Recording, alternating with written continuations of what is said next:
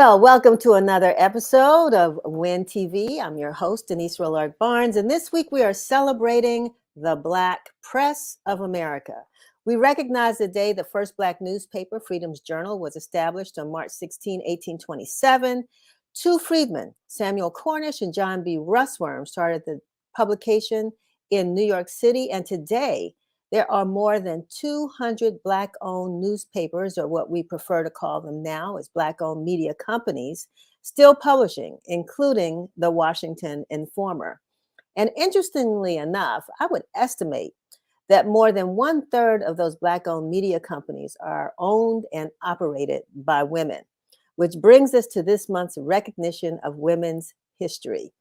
Today, we are combining the two, which means we will be celebrating and speaking to women in the media industry, including here at the Washington Informer.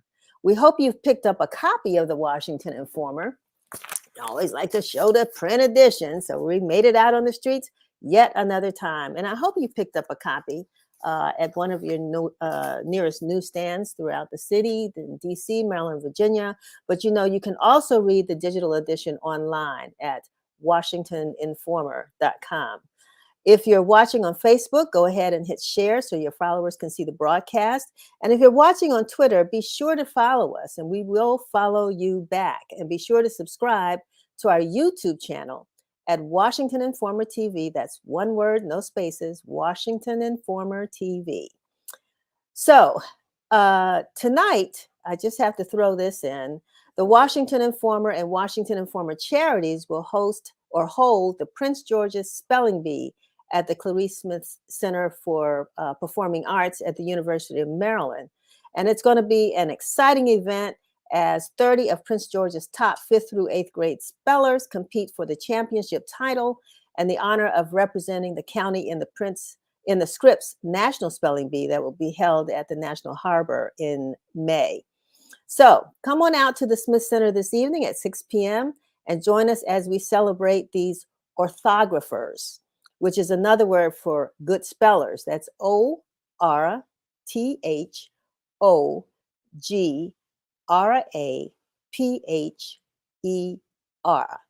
orthographer. Okay, so getting on with spelling, again, this is Women's History Month. I'm publisher of the Washington Informer. And so my instructions from our fearless producer here was for me to talk a little bit about my journey here at the Informer. And so many of you already know that the Washington Informer was founded in 1964 by my dad, Dr. Calvin Rolark, with the support of his wife, my stepmother, attorney Wilhelmina Rolark. She did also happen to be a council member in the District of Columbia for 16 years, but she supported him in establishing the newspaper. And, this is something many of us, you might hear one of our publishers that's going to join me on the show today, talk about the fact that, blood runs through ink runs through our veins sometimes. And that's how we feel because we live and breathe the business that we do. And it's been challenging, but it's a labor of love.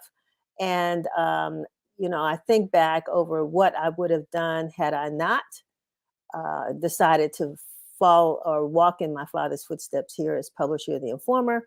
You may know that I went to Howard University School of Communications and Howard Law School, and I thought about becoming a communications lawyer. Also like the idea of being a sports lawyer too, but that's a whole nother conversation. We'll talk about that another day and time.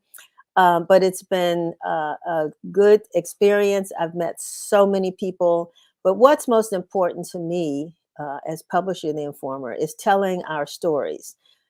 Washington, D.C. has a history that's unlike any other city in this country. We're the nation's capital. And Black folks have played a significant role, literally, physically, in building this nation's capital. The Capitol was built by the hands of enslaved individuals, the White House, the monument. And so we not only built the city, but we've also helped to grow it by being predominantly, significant number of residents of the city and contributing to the economy and so many other ways.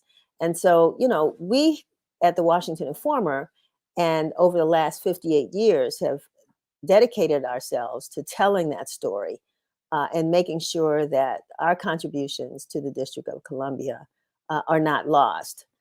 Do I have a mentor?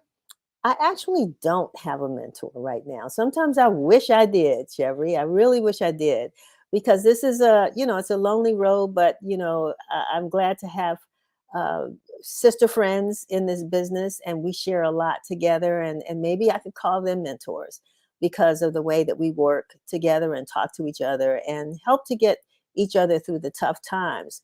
I mean, who do I admire in the journalism field? Well, there's a whole list. I started writing them down, and I'm like, okay, this is I could do this for days, because there's just about every woman that I've met or had a chance to observe in the media has been someone that I've admired because of what they brought to this business.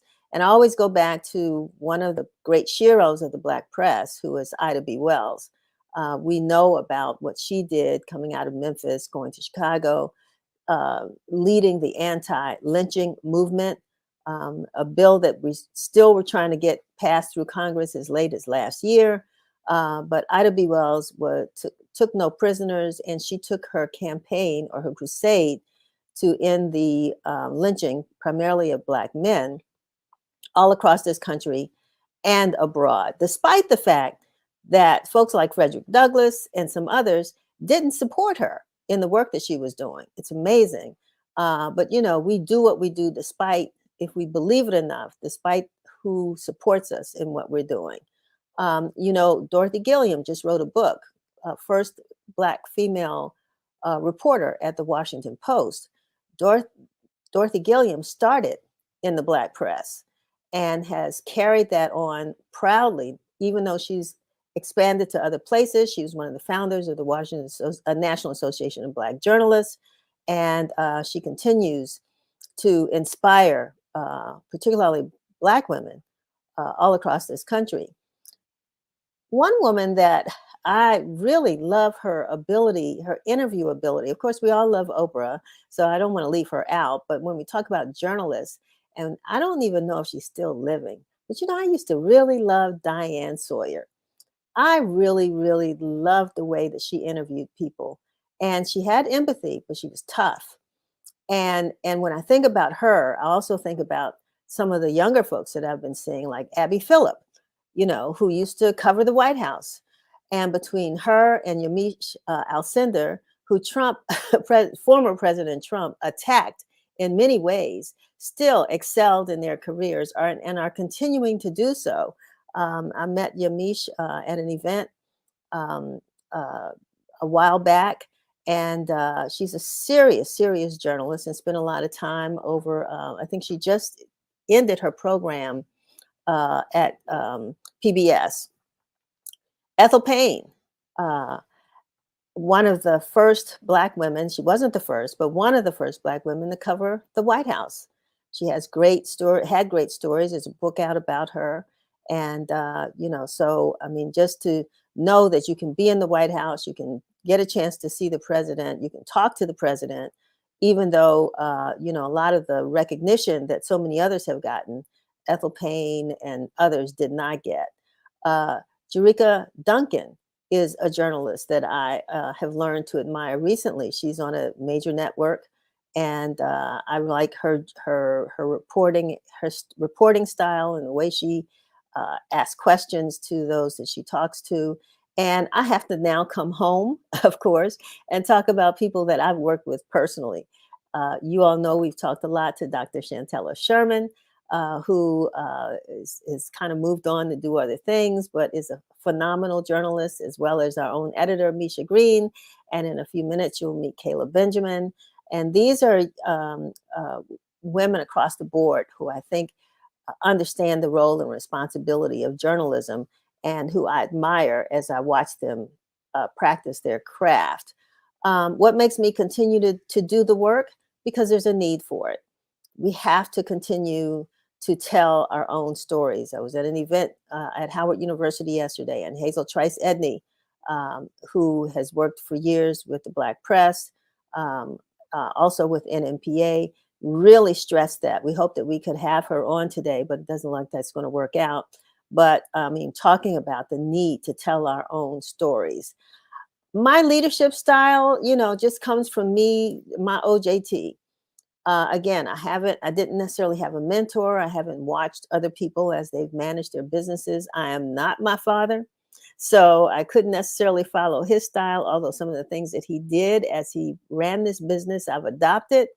But I've just grown a style and continuing to. We are always evolving. We're never, unfortunately, I don't think we are never the person that we want to be, but we continue to strive to be the person that we hope to be. And so I'm continuing to do that. And what would I tell another young Black woman interested in journalism? Go for it. Don't wait for an invitation. Do it. There's stories all around us. There are publications that want those stories, or media organizations that would like to have those stories. That's the way you're going to prove your value, is to go on out there and begin to do the job that you think needs to be done as it relates to telling what's going on in our communities. And unlike me, go ahead and seek a mentor. Talk to those of us who've been in the business for a while. We'd love to share the good, the bad, the ugly, and the promise of the work that would lie ahead of you. So don't hold back.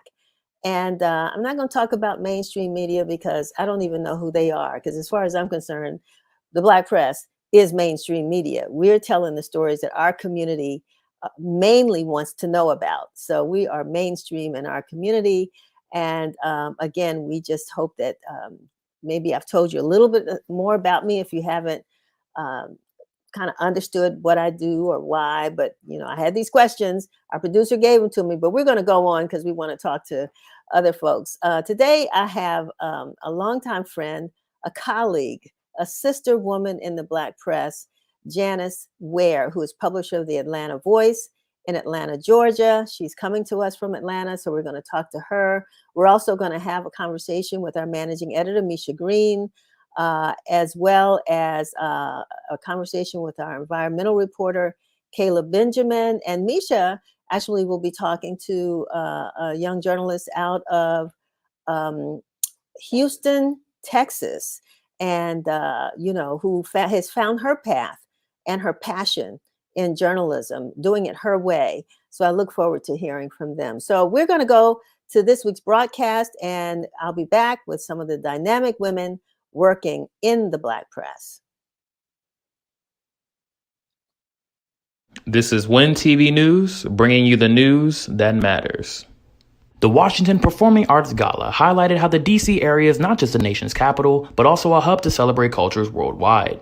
With the theme The World in Our City, the gala was hosted at the National Building Museum and highlighted the wide array of local and international talent showcased in the district and emphasized the critical importance of supporting the arts.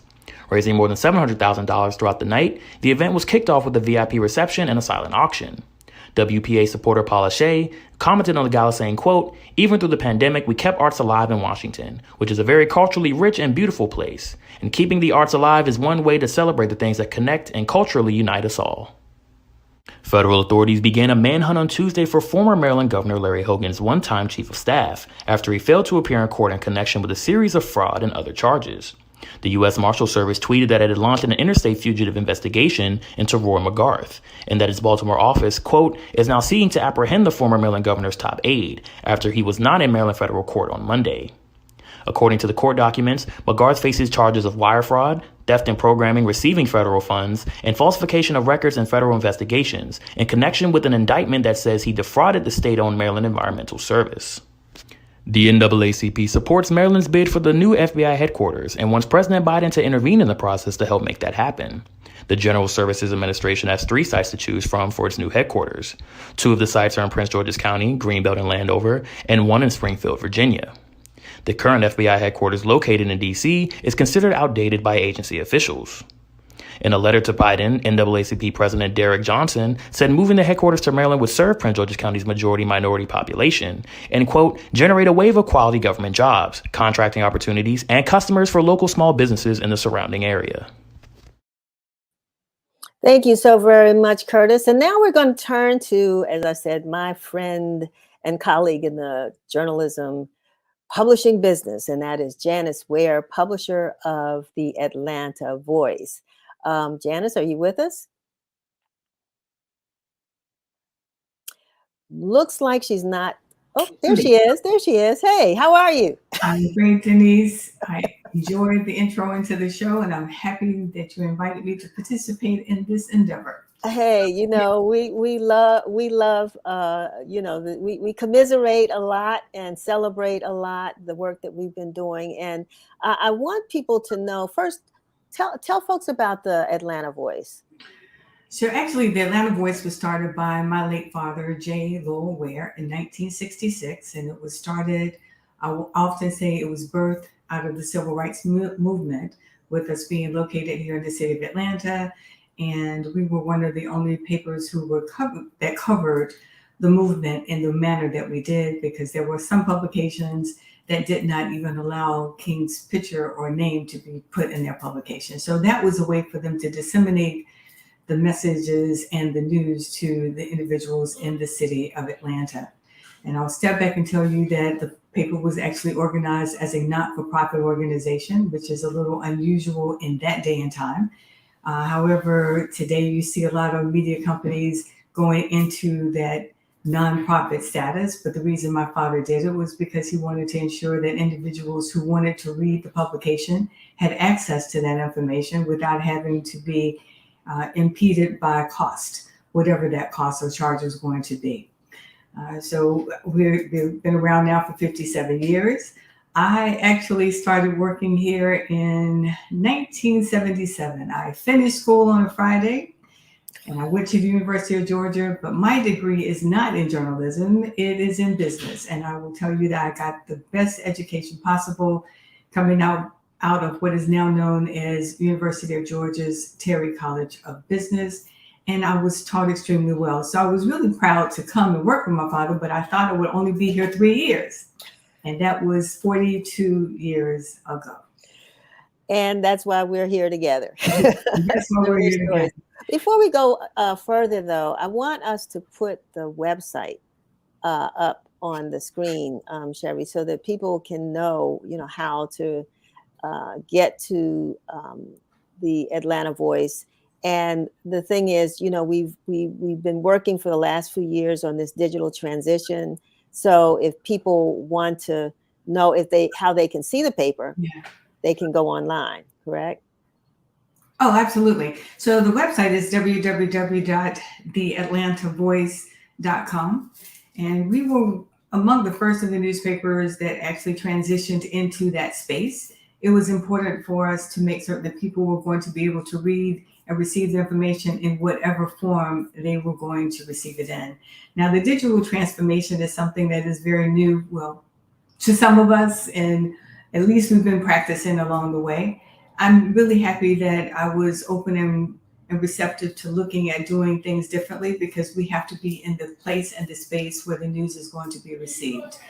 And unfortunately, a lot of African-American newspapers did not decide to embrace it as soon as we did, but we've struggled through this, Denise, and we continue to struggle through it. But I'm grateful for some of the trainings that we received from Google News Initiative, as well as Facebook, to really kind of help us understand what was important, how to disseminate it, how to display it. So these trainings have really taken up a lot of time, but it's really been a blessing for us in so many ways. I want to, we know, because we used to come to the National Newspaper Publishers conventions when we were, young children, right? And we would see all these men around the room talking about, fussing and fighting and collaborating and doing all the things that they did together. And we only saw a sprinkling of women. So, did you? I mean, I know you said you would work with your father for 3 years, but did you ever see whether there was a space for women in this industry? Quite honestly, I didn't think there was going to be a big space for women in this industry because the men were so powerful and they projected their voices to a level that you didn't really think that they could hear you if you were speaking. Because in a lot of cases they didn't really listen. But I'm excited for the fact that we actually persevered and we actually allowed, even if we were speaking softly, that they had to listen a little bit harder to hear what we were saying, but that we are in this space, and I think we will continue to be in this space. With the National Newspaper Publishers Association right now, you realize that the executive team, the leadership of the organization, there are 5 women there. And that probably is the first time in history. It might be the last time in history for a minute, but at least we understand that the organization has been led by 4 powerful publishers for the last 4 years. People often ask me, and I'm sure you hear it too, Janice, that what is it about being a woman that you bring to this business? Not that men can't bring, but something that's just special. I think in that we may bring. I mean, have you noticed, or have you with Atlanta Voice? What works for you? I think it's passion and compassion. We're passionate about what we do, and we're compassionate about the stories that we actually are hearing and and the stories that are being produced. So, we have a story that's been on the cover of the paper for the last 4 weeks. It's talking about a company that it's called Grady Baby. So Grady Baby is really talking and celebrating people who were born at Grady Hospital here in the city of Atlanta, right? And every time you ask a person if they say they're from Atlanta, we say, well, where were you born? And if they say they were born at Grady Hospital, then they're really from Atlanta. Mm-hmm. And if they're not, then you're like, whoa, I'm not certain about that. So where did you go to high school? Well, they're being sued now by Grady Hospital because they want the name Grady Baby. And I think when I heard the story last week or 2 weeks ago, I was like, why are they having a problem with that? Well, the company that's producing merchandise from them has trademarked the title and the name. And so they did it the right way. And now this big conglomerate is deciding that, no, we don't want you to have that name. We want to have the rights to that. And those are the stories that are really hitting very hard, and they're very personal to us, because that's where I can say I was born now, because the hospital that I was really born in was acquired by Grady. So I just think we need to be passionate about people who really want to be in business, who've done a phenomenal job for the last 8 years, and who still want to do that job. I'm excited about small business people here in the city of Atlanta because we have a lot of them coming up. We're concerned a lot about not being able to hire a lot of people right now, but most of these people are really taking their time to start their own businesses and lead their own lives. And I encourage that and I support that. And as a business major, what I would tell them, young business people, please manage your money well. And that is not what's being taught at home. And we've had this conversation many times, Denise. It's not taught at home. It's not taught in the schools. And that's the major equalizer for being able to, one, start a business, maintain a business, and be able to, have some retirement income at the point that you get ready to retire. That's one of the things I've always admired about you, Janice, because going to business school was something I thought about doing, but after getting a law degree, I was like, okay, I'm done. But I really wish I had. I think that would have been a lot more valuable to me. And so I borrow your wisdom, to help what we do in keeping our papers going. Right. What's the future for Janice Ware? I mean, you're dedicated, I know, to the Atlanta Voice and to your community. But what's dedicated to the paper? I think if we have to stay involved as publishers and as that second generation leader, and we talked about the next generation coming in, and it's important that we actually stay connected long enough for that next generation to understand the trials and tribulations and the obstacles that we've had to face over the last 40 years. And opportunities. and the opportunities, right? Mhm, And the mhm. fact is, if they are well aware and we're positioning ourselves to be in that space to transition, is going to be great. I will tell you that my nephew, Richard Dunn, actually has a real strong history in the music industry. And maybe 7 years ago, he actually turned a database over to us that had 80,000 names, email addresses, right? That we could use. But unfortunately, at that time, we didn't really know what to do with these email addresses and how to stay connected. That's where all of the e-blasts and things can actually go out. And I would, even though we've reduced that number down to the people who really have been opening the email addresses, emails that get our newsletters, it's amazing that some of those same names were on there from the very beginning. We need to grow that. And those are the kinds of things that we need to continue to market. So I'm excited about staying involved. I'm excited about working with the next generation to come in so that they can really take over and have a third generation business or even a fourth generation business. Because with the digital space, print we still do and we will continue to do because that has been our bread and butter. But it's going to be important for us to realize that we have to transition into this place and spaces where younger people are. Janice, this has been great, and I know you've got a busy schedule. You got a few meetings coming up shortly, Yeah. but anything you want to share that I didn't ask about, just being a woman publisher, and is that important to even identify yourself as a woman publisher? I'm proud to be a female publisher, so I would not discount that at all. I think it's important for people to see women in leadership roles.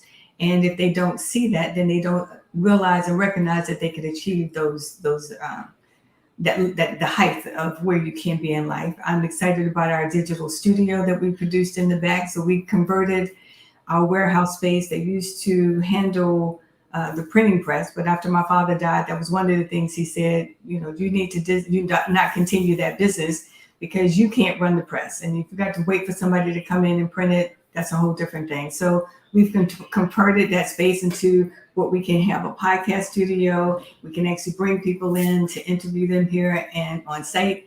And I'm looking forward to getting all the equipment installed so we can actually have that space running, at least 8 to 10 hours a day.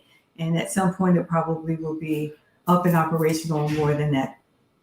Well, that's exciting. I mean, the future looks bright for those of us in the Black press, as long as we keep, keeping our eyes on the prize, looking up at the stars and the sun and see what those opportunities are and Mhm. take advantage of them. And then have people around us, Right.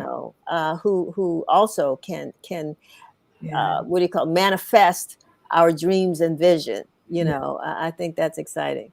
And if we can get people to really support our publications wherever they're on whatever platform.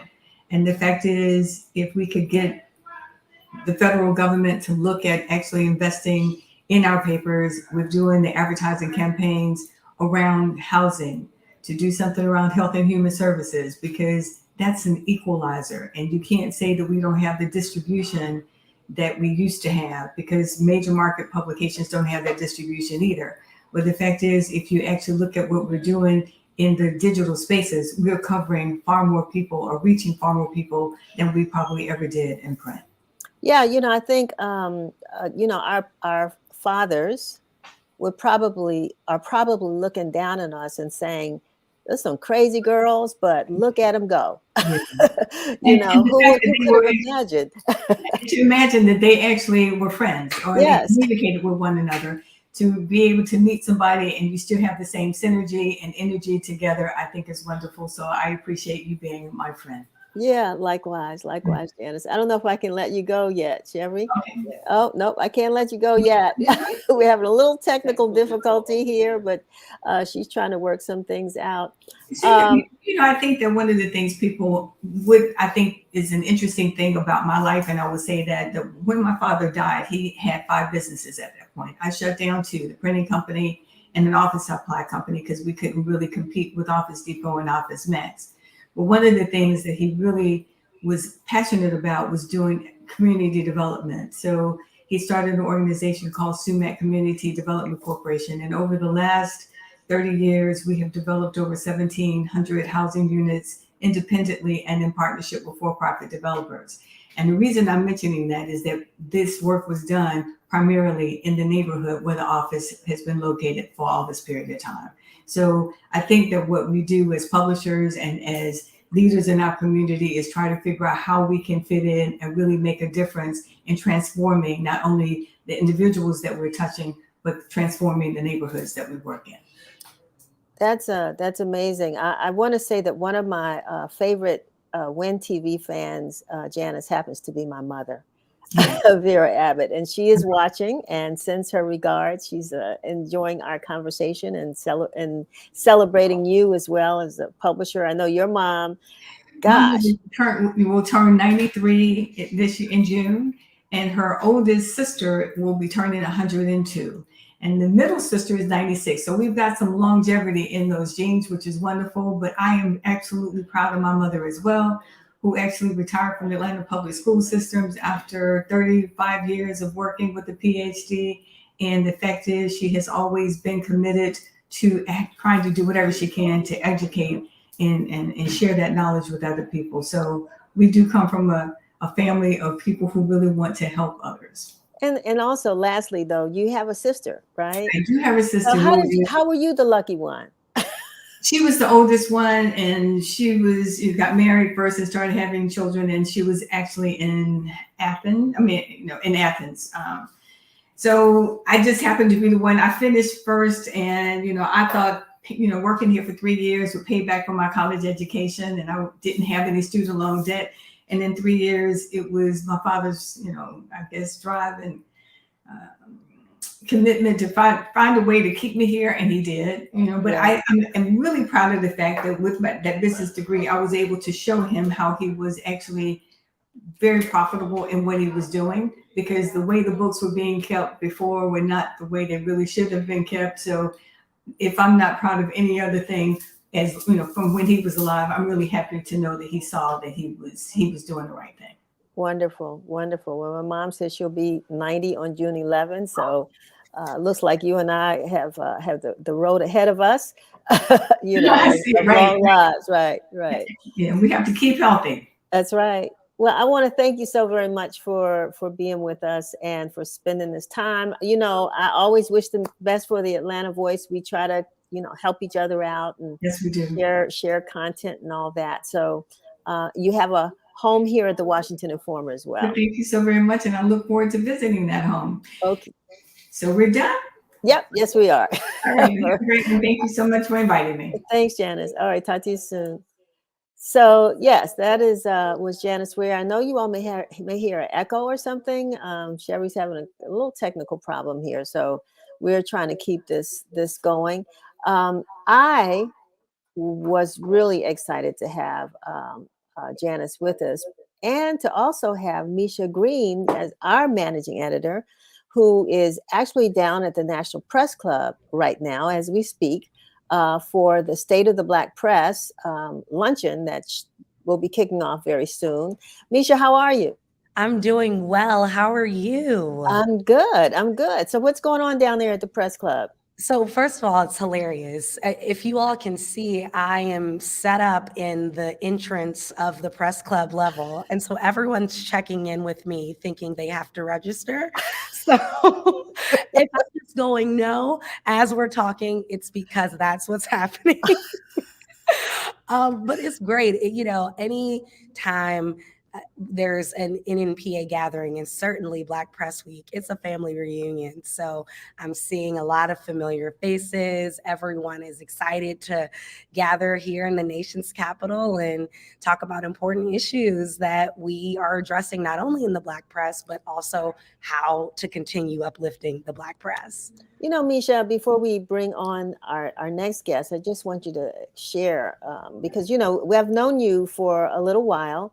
And one of the things that I've admired about you is your passion to stay connected and to work for the Black press. But where did that come from, and why? That's a great question. I believe that it was always instilled in me how important it was for our stories to be told and to consume those stories as a reader. And so even growing up, when I had to read newspaper articles for class or to do clippings for a collage, I was pulling from Black media, from Black publications. And it's what excited me, our stories and seeing everything that's important to our community, from challenges all the way to the extreme successes and achievements, just gets me going. And so when I went to grad school to study journalism, I started with the Black press. We had to get stories published professionally while we were still in school.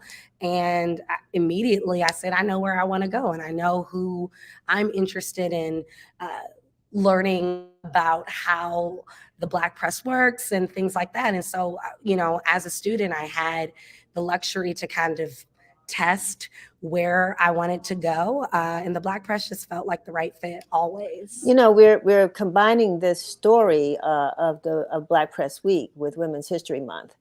And so I've got to ask that question, being a woman, being a female, not only working in the Black press, but you have had a taste of working in the non-Black press as well.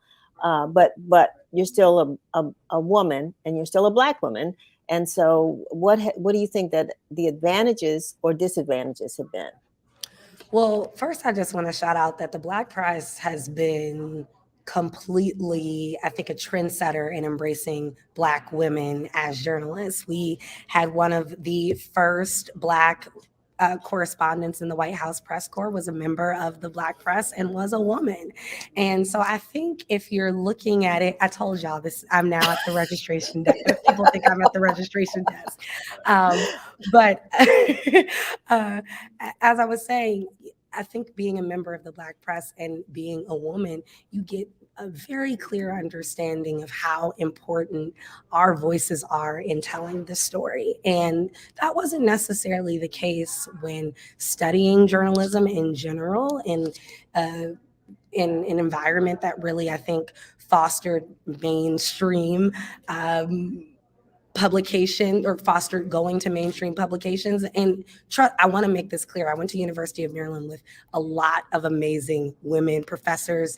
Lucy Douglas was the dean of the university at the time, of the Philip Merrill College of Journalism, I should say, at the time. So it wasn't like I didn't have role models or examples of women in the press. I just felt like there was an understanding that I wasn't going to be an anchor going immediately into it or having some sort of leadership role. And of course I had to pay my dues. That's what everyone does. But I thought it was because I was a woman, and a Black woman in particular, that folks impressed that upon me. Now, working, I would say, and I hate to use it, I just don't know another term, the non-Black press, I won't say mainstream, but the non-Black press. I had a lot of women on our team who were great role models and mentors to me, and Black women at that. My boss was a Black woman at the Baltimore Sun, and the managing editor at the Baltimore Sun is a Black man. However, the majority of the newsroom full of men, the majority of the conversations, I think often we had to push back and help people understand, no, this is offensive towards women. This is offensive towards Black women. I was on features in the editorial team. There were so many times where people just comfortably said so many awful things about women in the area. And so that, I think, has lit another fire here recently of just like, women's voices have to be uplifted and heard, because I think, again, being in the Black press, we get a little spoiled in seeing all of these women. But as journalists, unfortunately, you don't see a lot of women in mainstream, particularly Black women. Well, I want to, because you are going to introduce us to a young lady out of Houston, Texas, that you've met, who is a Powerball herself. And we want to bring her on and, give the two of you all an opportunity to have a conversation. You introduce her to our audience also. Yes. Is she there, Chevy? She is. I can bring her on. Here she is. Hello. Totally Randy. I absolutely love her, and so I'm going to gush a bit about her before I give her full resume or bits of her resume, I should say. But Totally Randy is a woman who empowers other women. First and foremost, when I met you, even pre Puerto Rico for the NNPA Midwinter Conference, you just brought an energy that was so inspiring. I was super excited to work with you. And then I met you, and you cannot walk and see Randy without her saying, oh, you look beautiful today, or oh, I love that smile, or oh, let me see that bag. Just everything that she does, it's all about empowering others, and particularly Black women. Now, let's shift. She is an amazing arts and entertainment journalism. She has a pulse on the culture in such a beautiful way. I just have to say also, she's a super go-getter. That woman always has her camera in her hand, her microphone, and ready to go. And so without further ado, welcome to the show. We so thank you. I know it's still early in Houston. It's still morning there for you. It is. But I guess tell the people a little bit about yourself, what keeps you busy, and I should also say, and she's a mommy. But what keeps you busy? Oh, first of all, thank you so much. It is so important for us to pour back into each other, Misha, and you are absolutely the exact same.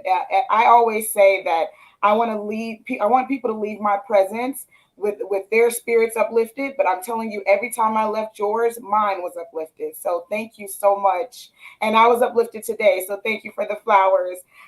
No, media is absolutely amazing. Outside of Linux keeping me busy, I definitely love what we do here at the Forward Times and at Houston Style Magazine. I'm actually a part of two really big urban newspapers here in Houston, a part of the Black Press, and that's Houston Style Magazine, which focuses more on entertainment and more on the industries of that area. Now, of course, they do like everything. They cover political, even the Latin community. Houston Style does a lot of that, but they do focus a lot more on entertainment. Forward Times focuses more so on what's happening in the community. And what I love about being at both publications is that, number one, Forward Times is spearheaded by an amazing woman. I call her our woman king, Karen Carter Richards, 63-year-old publication. They turned 63 January 30th. Third generation. Her daughter also is the business editor, I believe, moving into associate publisher. So it's so amazing to be a part of the staff of women. And of course, we have Jeff. So it's not an all-woman staff because we do have Jeff, but it is so amazing to be empowered and led by a woman and to learn from her as well. And so we're covering everything, Misha. We're amplifying the voices, the Black voices in our community. We're amplifying our stories. We're accurately telling our history, which is so important. And we're shining a light on ones that are the whisperers of history. This is Women's History Month. When I say whisperers of history, they might not be the CEOs or the COOs. They might not have that title that puts them at, hey, she's making history.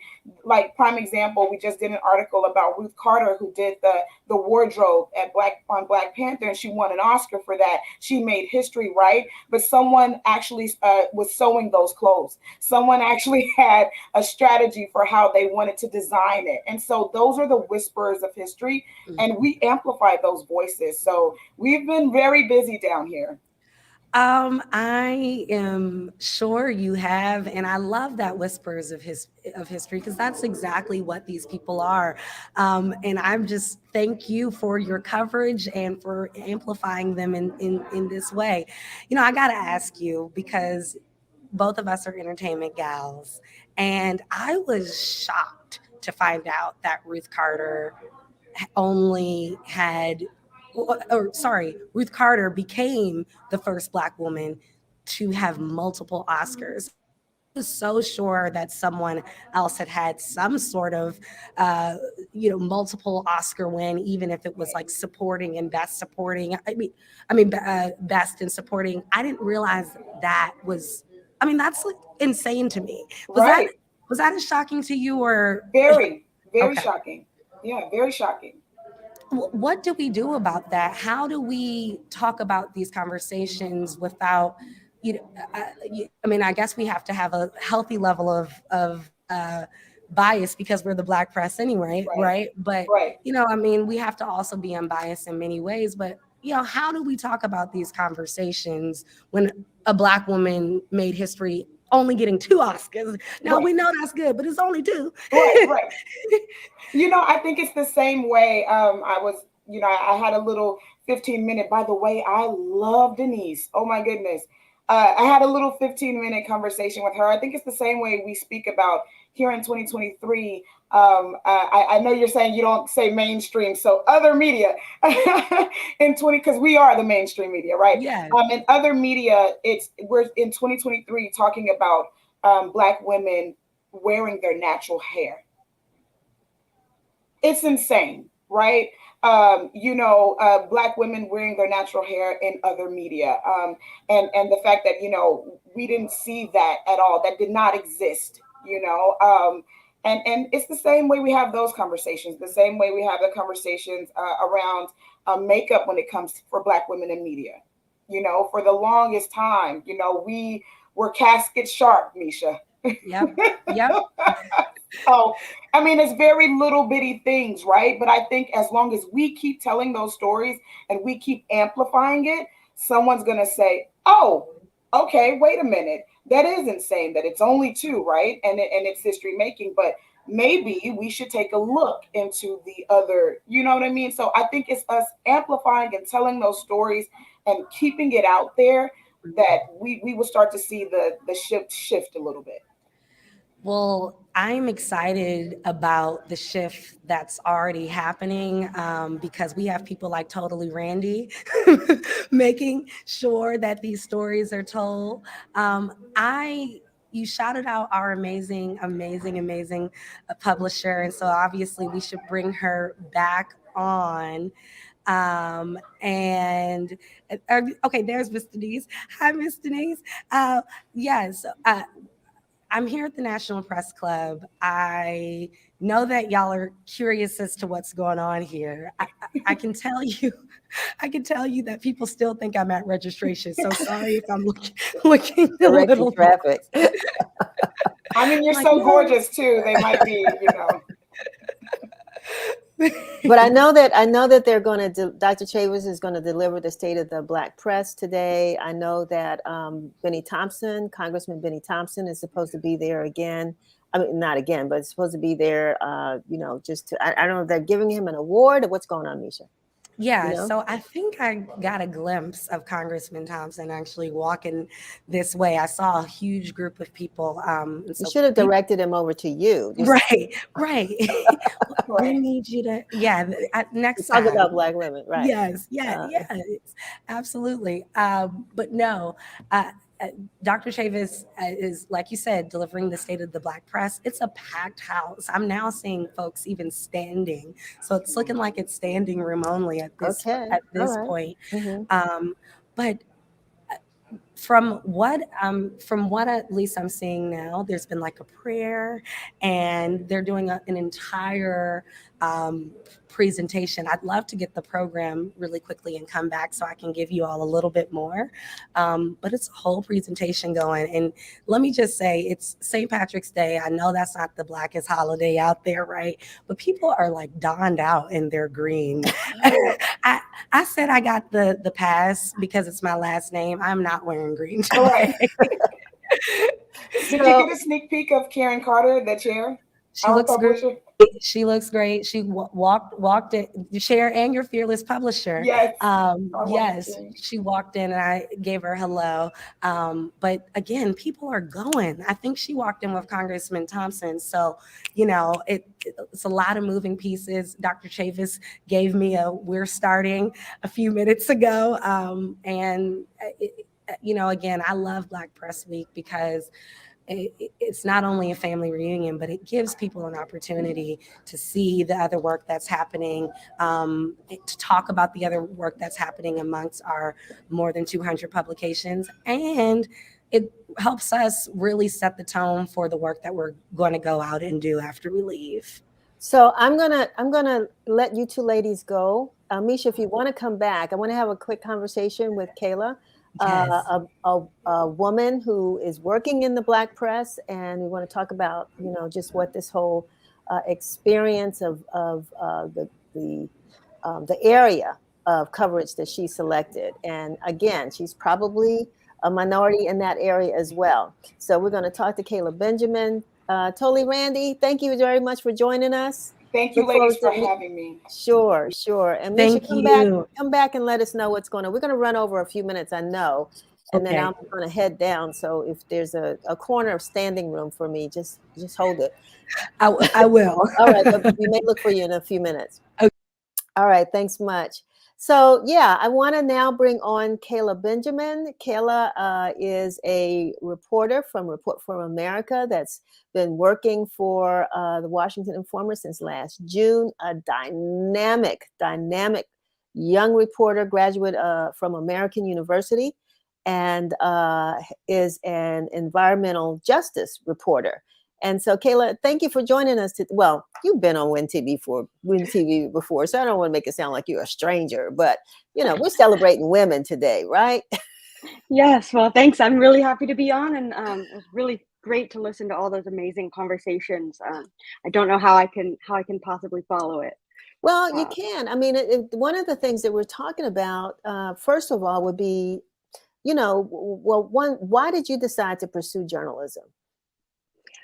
I think, okay, well, first, I think I started to pursue journalism because I wanted to do something I thought I was good at.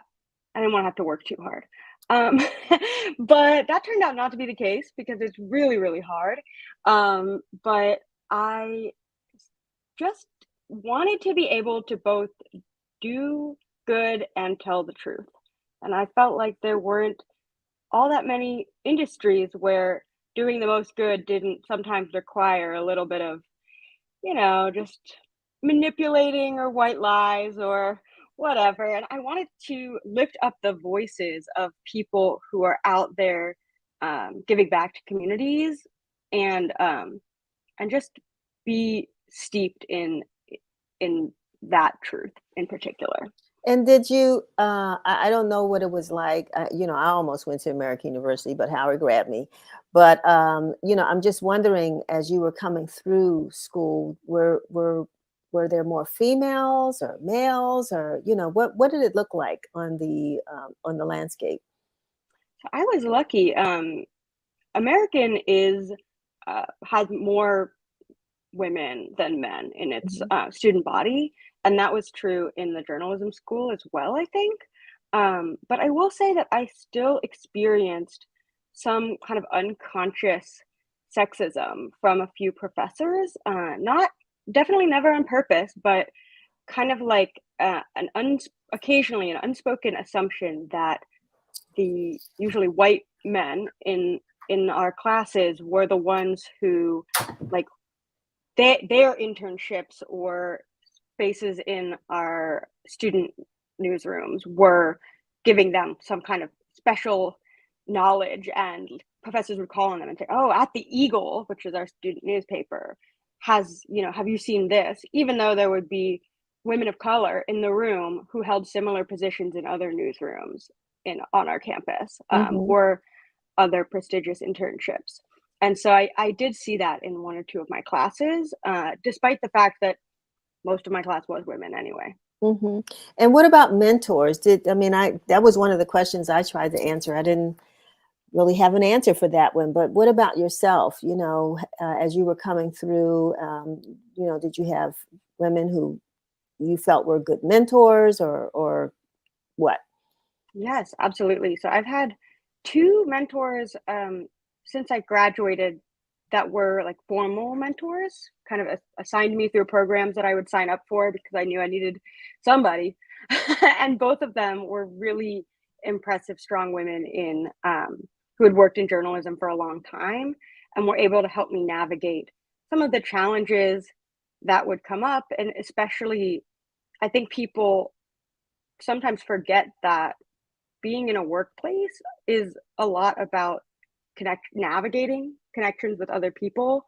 And I think being a woman does change what that looks like, not infrequently. So it's been really helpful to have female mentors who were able to help guide me through some of those interactions. And you know, we wanted an environmental journalist here. And, you know, I interviewed several people and you fit what we were looking for as far as your passion for this area of journalism. How did you pick this as a focus of your work? Well, I studied both journalism and political science. And in my political science major, I kind of focused on environmental public policy because I found myself really interested in all the kind of insidious things that weren't being talked about. So environmental justice, I think, has come more to the forefront than it was when I first became really interested in it. But at first, it was like I felt like no one was talking about all the ways that lead, for example, was contributing to Black children's struggles in school, and then that led to school to prison pipeline and all these other like compounding issues. And I felt like, why aren't people talking about this more? We need to be, and I just really wanted to be part of that conversation. Are women present in that area? You know, when I put it out there, I mean, it just so happened that there were 3 women that I interviewed, and I was really surprised by that. But then I'm glad. But is that an area that you find more women in, or what are you seeing in the environmental journalism landscape? So I think in environmental journalism, you'll when I've gone to kind of like mixers with lots of other environmental journalists, I'll find that many, especially like older journalists, are usually men, and usually white men. But more and more, the field is full of women, and I think that's especially true outside of journalism, but in environmental activism. I mean, it is just women across the board. I started a profile series of just Q&As of Black environmental activists in the DC community, and without even realizing it, was just like 3 women in a row, because Black women have been at the forefront of environmental justice and the environmental movement, for decades in ways that were incredibly unrecognized for a really, really long time. So it's been an amazing experience to be able to meet all of these women in the movement. So, you know, this is interesting because I tell people Report for America, you know, is a program that allows allows news organizations to diversify their newsrooms. And you and I joke a lot because you have definitely diversified our newsroom, right? Not the first, but, you know, still you have diversified the newsroom. And we're celebrating Black Press Week this week. And I think, you know, you've heard our conversations. You've spent almost a year with us here. And what would you say about, you know, just the significance of, you know, let's say Black press specifically, and then I think specialized media? Why do you think it's important, you know, that we have these institutions? I think the first and most obvious reason, and this is especially true for the Black press, but also for other like specific markets, which is that white-led newspapers for decades and decades, and still now, just ignored parts of their audience, and chose not to cover their stories or to cover them poorly. I think you see this, and this is kind of a little bit separate, but there was a big conversation about how the New York Times covers transgender people and transgender issues.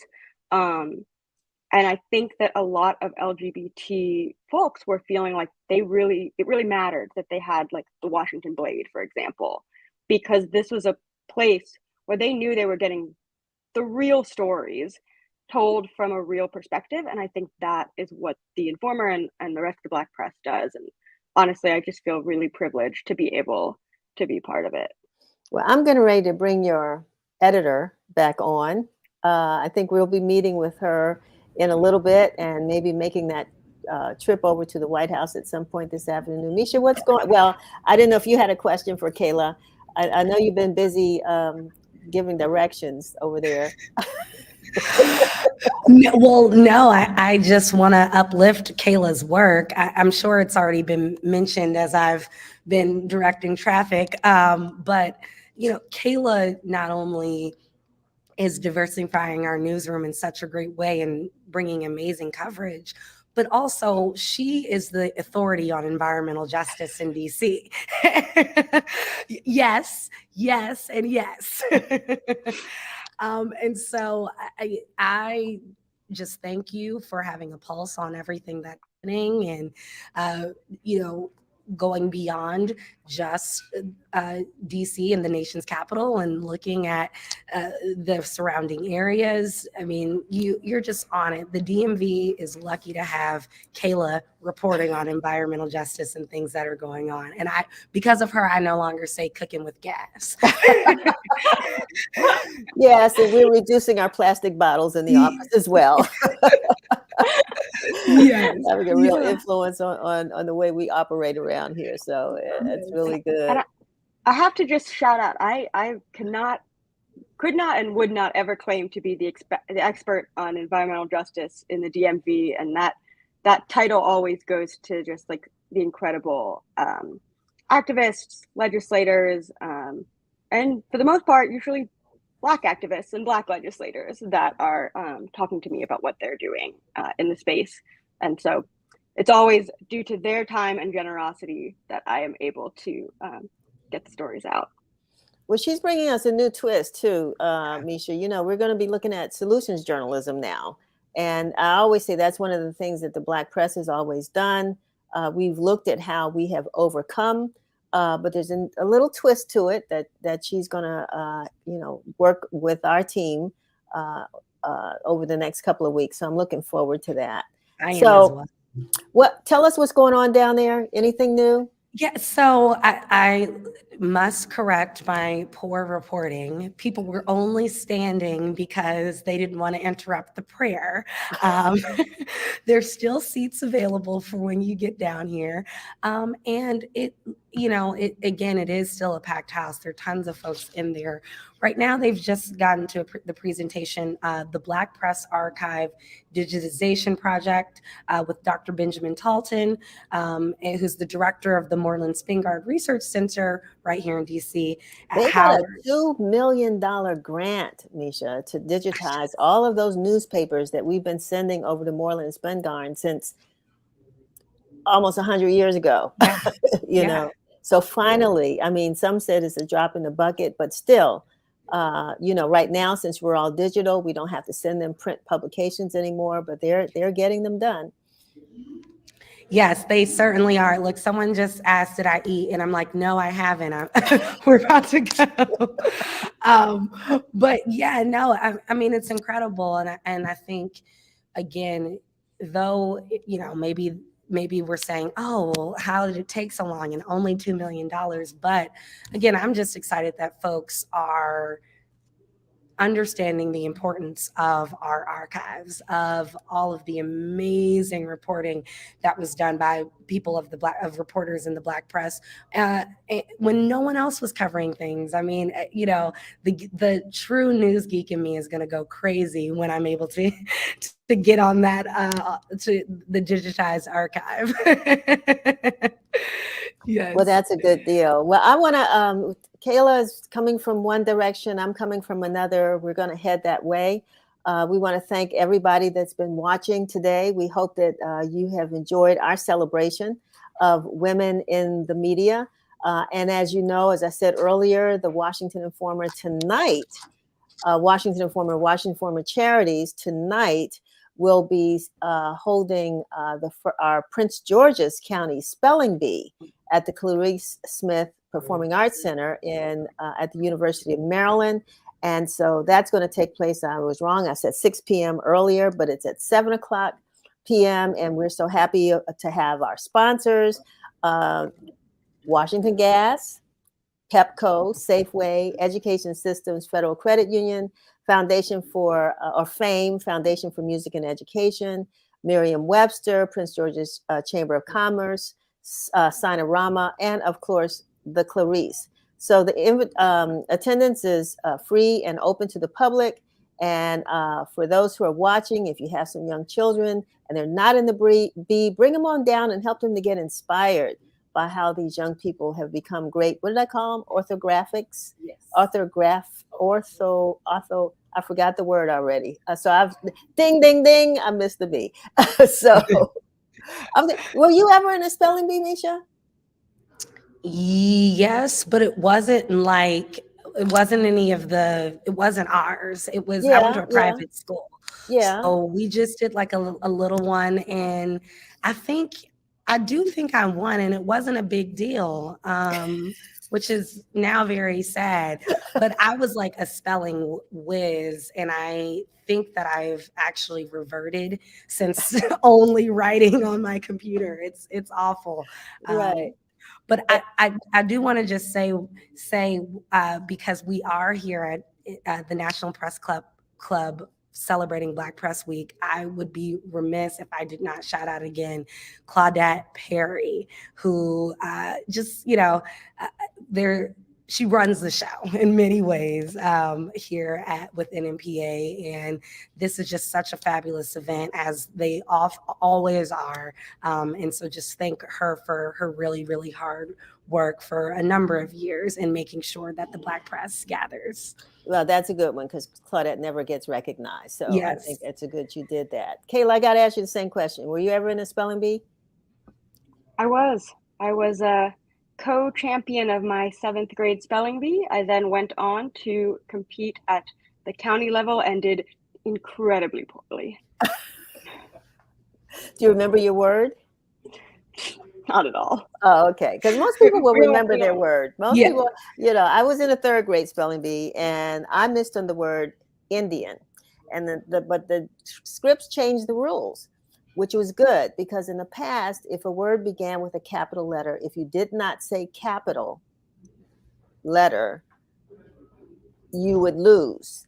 And I spelled the word correctly, but I forgot to say capital I. I still got a Hershey bar. All right, Misha. I'm sorry, y'all, and I forgot to mute. That's okay. I'm gone. We're gone. We know that the traffic is getting busy, and you're doing all this. Thank you, ladies, for being with us. Thank you for celebrating Black Press Week and Women's History Month. We'll see you shortly. Okay. See you all Thanks so soon. much. Take care. All righty. Okie doke. Thank you. And thank you for been watching us here on WIN TV. We've gone over, as we usually do, but we want to thank you for joining us, and we will be back next week. We do have a brief women's history video, again, prepared by our dynamic Curtis Knowles. I want to thank our woman producer, Chevy Lassiter, for bringing us this program once again. And thank all of you ladies out there. Give yourselves a round of applause for all that you've contributed to your families, to the community, to the world, to all of us. And men, if you're watching, give a shout out or a hand clap to the ladies for doing the same thing. All right, with that, I'm going to say farewell, and I will see you same time next week. Curtis? Ida B. Wells was a prominent journalist, activist, and researcher in the late 19th and early 20th centuries. Wells was born in Holly Springs, Mississippi on July 16, 1862. She was born into slavery during the Civil War, and once the war ended, her and her family was freed, and her parents became politically active in Reconstruction-era politics. In 1892, she became part owner of the Memphis Free Speech, and on March 9th of that year, she printed an article that denounced the lynching of 3 of her friends. The article angered many whites, and a mob of them burned down the Memphis Free Speech offices. This event launched her lifelong career as an anti-lynching crusader and pioneering journalist. In 1910, she helped co-found the NAACP, and she served at some of the leading papers of her era, including the New York Age, the Chicago Defender, and Chicago's The Conservative. Denise Rolock Barnes, a prominent journalist and the current editor-in-chief of the Washington Informer newspaper, was born in Washington, D.C. in 1954, a native Washingtonian and a Ward 8 resident. The paper was started by her father, Dr. Calvin W. Rolock, which he started in 1964. Denise has been writing for the paper since the age of 9. However, in 1980 is when she officially joined, and in 1994 became its publisher. The Informer is a multimedia organization that serves the African American community in the Washington metropolitan area. Barnes graduated from Howard University, where she was also the school laws newspaper editor there as well. Barnes has also been the past chair of the National Newspaper Publishers Association of the Black Press of America, and is also an inductee into the DC Hall of Fame.